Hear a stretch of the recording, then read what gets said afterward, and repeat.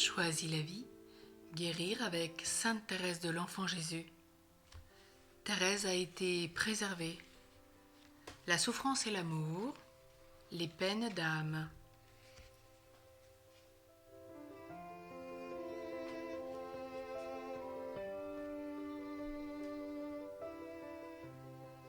Thérèse a été préservée. Elle savait parfaitement qu'elle aurait pu aimer d'une façon désordonnée à cause de son immense besoin d'affection. Elle dit « Jésus me savait trop faible pour m'exposer à la tentation. Peut-être me serais-je laissée brûler tout entière par la trompeuse lumière si je l'avais vu briller à mes yeux. Il n'en a pas été ainsi. Je n'ai rencontré qu'amertume là où des âmes plus fortes rencontrent la joie et s'en détachent par fidélité. Je n'ai donc aucun mérite à ne m'être livré à l'amour des créatures, puisque je n'en fus préservé que par la grande miséricorde du bon Dieu. Il n'a pas attendu que je l'aime beaucoup comme Sainte Marie-Madeleine, mais il a voulu que je sache comment il m'avait aimé d'un amour d'ineffable prévoyance, afin que maintenant je l'aime à la folie. Thérèse a consacré 4 pages sur ce thème. Son écriture, les soulignements témoignent qu'elle était fortement émue, emportée sans doute par le sujet qu'elle traitait ou elle livrait quelque chose de fondamental pour elle. Avec une telle blessure d'enfance, Thérèse relisait progressivement ce qu'elle aurait pu devenir. Le père Dominique-Marie Molinier, dominicain, osa même écrire « Si je ne craignais pas de lui manquer de respect, je dirais qu'elle avait un cœur de prostituée. » Thérèse le savait bien. Elle dit « Je reconnais que sans lui, j'aurais pu tomber aussi bas que Sainte Marie-Madeleine. Jésus m'a plus remis qu'à Sainte Marie-Madeleine, puisqu'il m'a remis d'avance, m'empêchant de tomber. » Et les prostituées elles-mêmes ne s'y sont pas trompées. Quand elles conduisirent Édith Piaf à Lisieux, elles perçurent que Thérèse était une des leurs. Dans nos blessures d'abandon, nous aussi nous rencontrons des racines de prostitution. Nous découvrons bien que notre cœur est infidèle. Et la première prostitution, c'est notre infidélité spirituelle avant qu'elle soit sexuelle. Et c'est toute la grâce de ce prophète, Osée, qui développe tout ce thème de notre infidélité. Et c'est un thème souvent que nous traitons pendant le carême, parce que nous sommes censés quitter cet état de prostitution pour revenir à Dieu de tout notre cœur, de toute notre âme, de toute notre force, le mettre en toute chose, en premier, même si nous sommes mariés. Alors n'avons-nous pas besoin d'être aimés dans cet abîme d'essolement et d'angoisse au point que nous serions capables de nous vendre pour un peu d'affection? Et lors de sa deuxième communion, le 22 mai, Thérèse vécut un tournant capital. Une des grâces les plus grandes de sa vie, dit-elle. Elle découvrit la puissance de l'amour éprouvé par la souffrance. Ces paroles sont difficilement acceptables aujourd'hui si on ne les replace pas dans le contexte de l'époque. Elle disait « Le lendemain, après ma communion, je sentis naître en mon cœur un grand désir de la souffrance. Jusqu'alors, j'avais souffert sans aimer la souffrance. Depuis ce jour, je sentis pour elle un véritable amour. » De fait, ce n'est pas d'abord le désir de souffrir en tant que tel qui attirait Thérèse, mais le désir d'aimer malgré, dans et même par la souffrance. Elle ne voulait aucunement souffrir pour souffrir.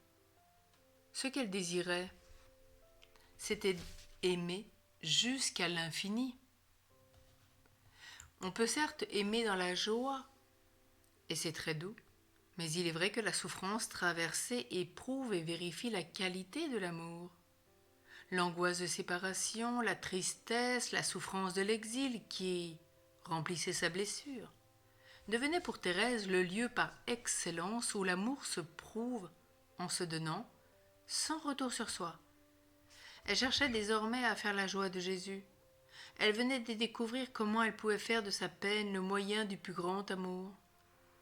Elle connaissait maintenant la fécondité de l'amour persévérant dans la souffrance. Et sa blessure prit progressivement une connotation joyeuse. Il convient là aussi de distinguer la vocation personnelle de Thérèse à être la mère spirituelle d'une multitude de petites âmes de la voie d'enfance spirituelle. En effet, le désir de la souffrance n'appartient pas à la petite voix. C'est ici un appel qui lui est propre, à traverser les douleurs d'un enfantement spirituel. Et Thérèse a beaucoup aimé dans la souffrance pour donner vie à beaucoup. N'est-elle pas apparue à Marthe Robin, mystique catholique française, fondatrice des foyers de charité, pour lui demander de continuer sa mission? Il lui fallut du temps et beaucoup de tâtonnements pour préciser avec justesse la délicate articulation de la souffrance et de l'amour. Elle dit bien, depuis ma première communion, j'avais un perpétuel désir de souffrir. Je ne pensais pas cependant en faire ma joie. C'est une grâce qui ne lui fut accordée que plus tard, dans la contemplation de la Sainte Face, lors de la maladie de son père. Elle dit, je ne suis plus en effet comme dans mon enfance, accessible à toute douleur. Je crois comme ressuscité, je suis plus au lieu où l'on me croit. J'en suis venue à ne plus pouvoir souffrir, parce que toute souffrance m'est douce. Et puis elle a ses peines d'âme. Une nouvelle épreuve intérieure en rapport avec la blessure matérielle survint à l'occasion de ces deux peines d'âme. Thérèse craignait d'avoir simulé son étrange maladie, et d'avoir menti à propos du sourire de Marie.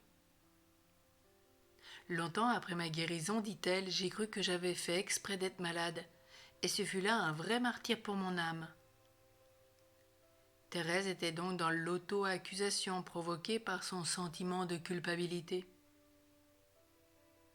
Après avoir révélé son secret à sa sœur Marie, puis aux Carmélites, elle se figura avoir menti. Mon bonheur se changea en amertume, dit-elle. Elle découvrit d'elle-même que cette épreuve lui offrait un moyen d'abaissement. Peut-être aurais-je eu quelques années de vanité, au lieu que l'humiliation devienne mon partage. Je ne pouvais me regarder sans un sentiment de profonde horreur, nous rappelait-elle. Elle avait beau en parler à Marie, à l'abbé Alcide Ducellier, son confesseur. Rien ne la tranquillisait. Ah, dit-elle, ce que j'ai souffert, je ne pourrais le dire qu'au ciel.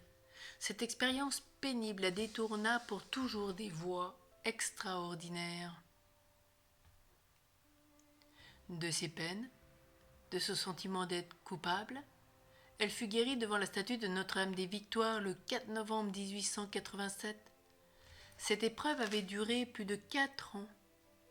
Ce sera chronologiquement la 6e guérison, une guérison intérieure immédiate. Et Thérèse affirmait, « Depuis, je suis parfaitement tranquille. » Cependant, 12 ans plus tard, en 1895, date à laquelle elle retraçait ses lignes, le sujet restait sensible. En témoigne le graphisme parfois très tourmenté de la page, avec beaucoup de lettres informes, surtout en finale, beaucoup de reprises témoignant d'une forte émotion, en partageant ses confidences pénibles. Alors poursuivons avec Thérèse à demander cette guérison dont nous avons tant besoin dans notre vie physique, psychique, spirituelle, relationnelle.